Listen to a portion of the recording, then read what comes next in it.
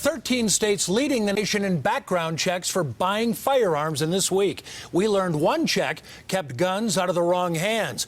And in the wake of the recent mass shootings, the president said today he is confident Congress will pass some form of meaningful background checks, and possibly with the support of the National Rifle Association. We've learned a background check here in Colorado prevented a man accused of having a terror list from buying a gun. The man is from Boulder, and the FBI is on this case. CBS 4's Karen Morfitt went to the Colorado Bureau of Investigation. And Karen, we are one of only a few states who already have a universal system in place.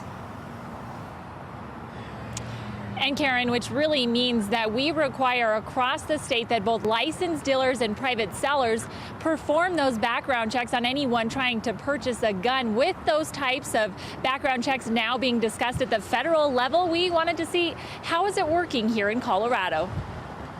When it comes to background checks working to keep guns out of the wrong hands, 29-year-old Wesley Gilreath is a good example. The FBI was investigating posts he made online, hunting guides with locations of area mosques and synagogues included.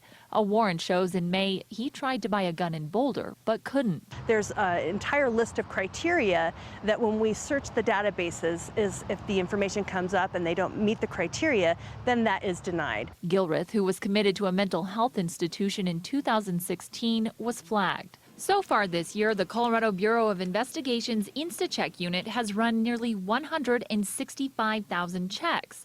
The majority of those are approved, but nearly 3,500 were not. It could be somebody has an active warrant for something. It could be a felony arrest. There are a number of things that would prompt a denial when somebody attempts to purchase a firearm. While the percentage of denials hasn't grown significantly since moving to a universal check in 2013, the addition of private seller checks means hundreds of gun purchases were stopped that may not have been otherwise. Our team takes great pride in the work they do. They know the critical nature of the checks they do and what it means for the safety of our state.